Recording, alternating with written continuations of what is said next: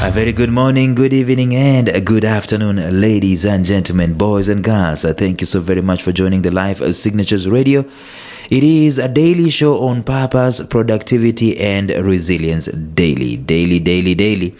By God's grace, we've been able to do this over the past several years, and we're continuing to go strong. So this podcast is actually a teaching podcast. It's an instructional podcast. If you're looking for instruction, if you're looking for inspiration, if you're looking for motivation, you'll find it here. And even as you tune in, remember that you're going to be challenged, as you will be taught, as you will be inspired, as you might be rebuked. And we're not doing this from the angle that I know everything. I'm doing this because I am the first partaker of the whole thing. I, as much as possible, try to inculcate whatever it is that I'm talking about. But we're in the middle of a series. We're talking about overcoming self-deficiency. And we've seen that one of the ways of overcoming self-deficiency is finishing things. And starting yesterday, we started looking at the internal workings of finishing. What happens? What goes on? How does finishing help us to conquer self-deficiency? Let's continue doing that today. Stay tuned.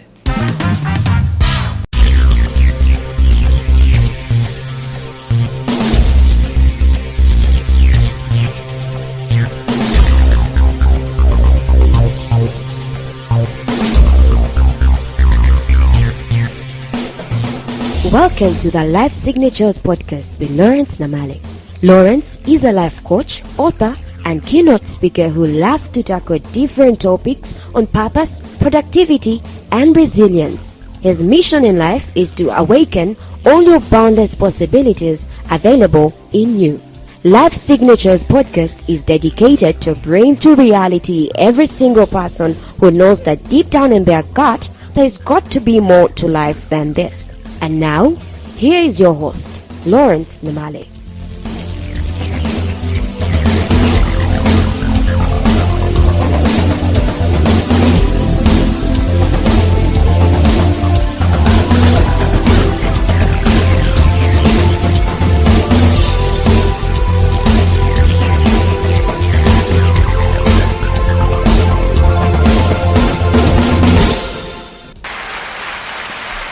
At the time I'm recording this, ladies and gentlemen, it is 2024 March, and we are in the Easter Revival Week.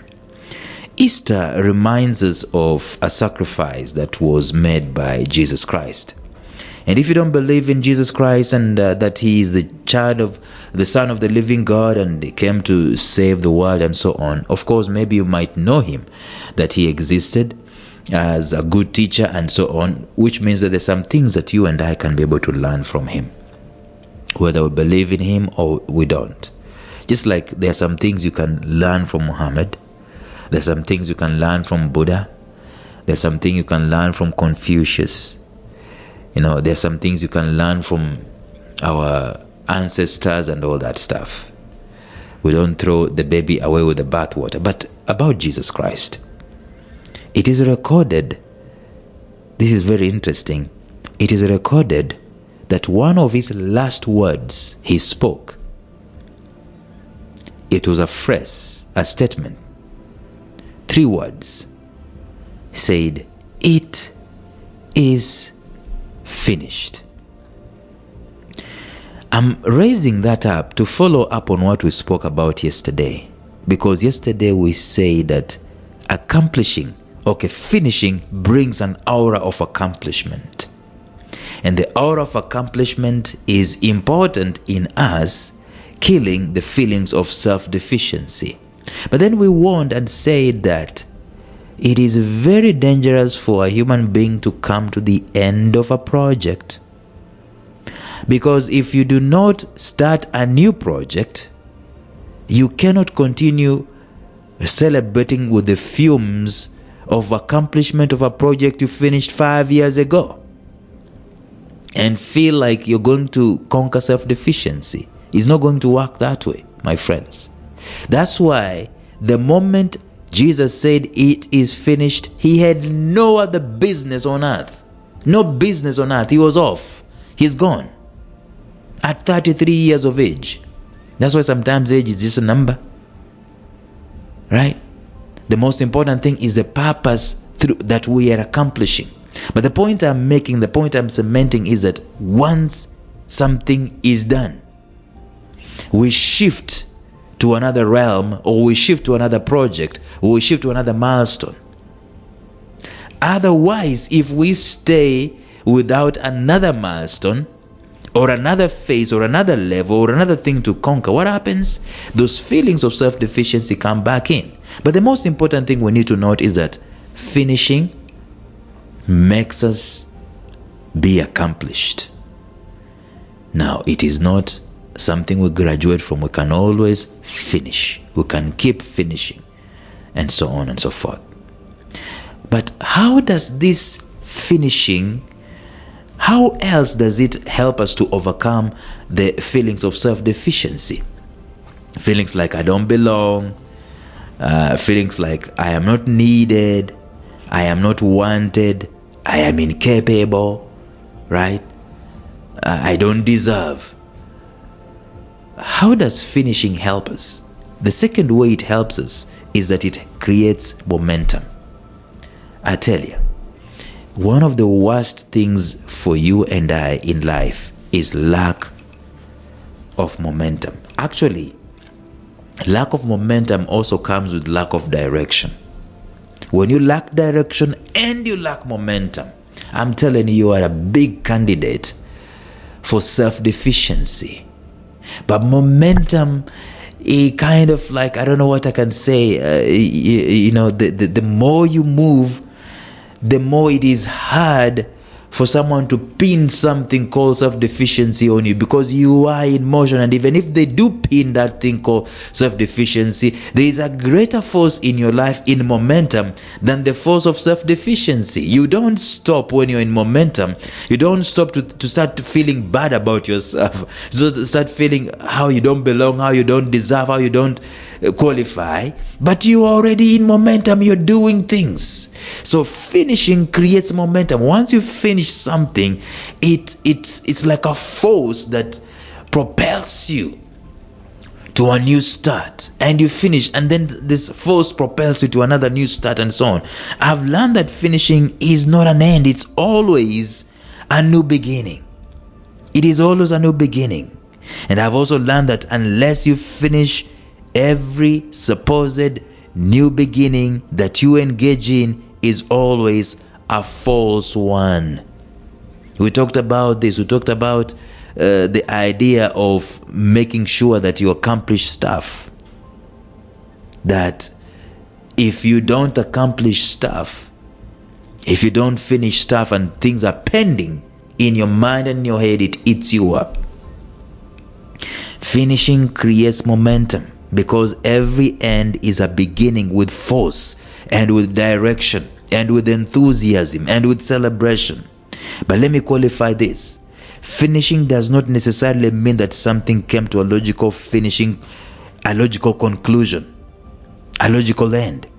Finishing means that you did all that you could on your part, and that there is nothing left for you to add. That's what it means. In other words, you cannot be faulted for the attempts that you have made.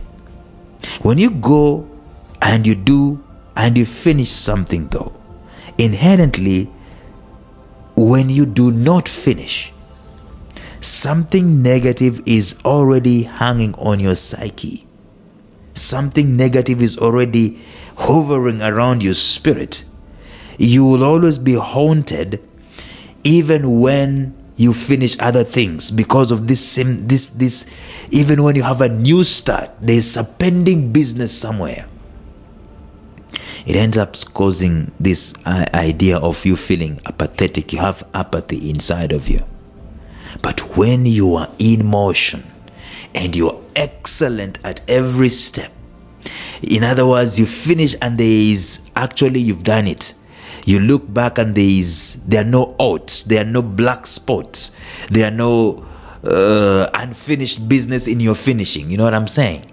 Creates this aura of momentum. Every great finish will always free you so much so that you can start something else, or you can build upon where you left off. You can keep creating the momentum, right? That's why I know there's some people who are workaholics, because they are working on this principle. They feel like if I take some time to rest, it will kill the momentum, and they want the momentum to go on. Finishing will always give you a great push, always a great push, a great motivation, and a great inspiration to keep you going. And this is motion, this is momentum. If I wanted you to be self-deficient, what I will do is that I will make you not to have momentum. And if I want to make you not to have momentum, I will make you not to finish some things. And actually pile on top of the things that you did not finish, I pile on you other things.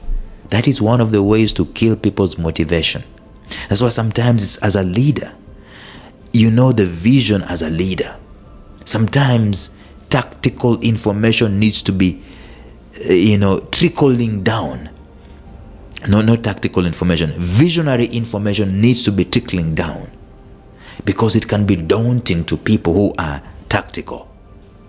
All you need to do is to give them tactical information or tactical assignments that they need to accomplish here and now, and then they feel, yeah, we've done it, we celebrated. Before they know it, you're celebrating with them, but you're tactically adding another dimension to the vision. Sometimes we overwhelm people when we show them everything at a go, and they haven't started building the house, and they lack momentum. And the moment they lack momentum, that's it. Self-deficiency starts working in. We could have managed, as leaders, we could have managed it differently. You don't start telling people to climb a mountain. No, you start telling them to stretch. And when they start feeling fit, then you start saying, let's go and run for 3 kilometers. You don't start running for 10 kilometers. You will not give people momentum. So you start with 1 kilometer. Once they've done 1 kilometer in 1 week, they can be able to see this one we've conquered. Give us something else, man. This is child stuff, kids play. Then you take them to 3 kilometers. And then once they've done 3 kilometers, of course, this is an analogy, of course. Once they've done 3 kilometers, you can take them to 5. But when you wake up and you just say, let us go and run 21 kilometers, 42 kilometers, there's not going to be a momentum there. You make people finish with momentum. The small tasks, they finish them, and then they coalesce, and they coalesce, and they coalesce. As a leader, you are the visionary. The people might not necessarily be the visionary. They might not see the vision the way you see it, because the vision requires a lot of work.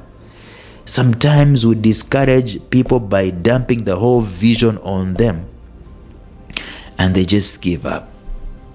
Unless it is your own vision.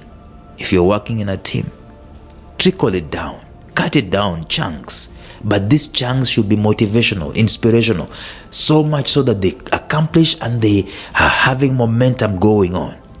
Now, when people are having momentum going on, every time you have momentum, you have an opportunity to kill self-deficiency. It goes without saying.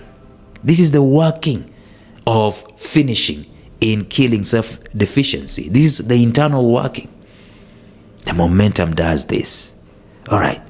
We will continue talking about this in the episodes tomorrow and the day after. Until then, bye-bye.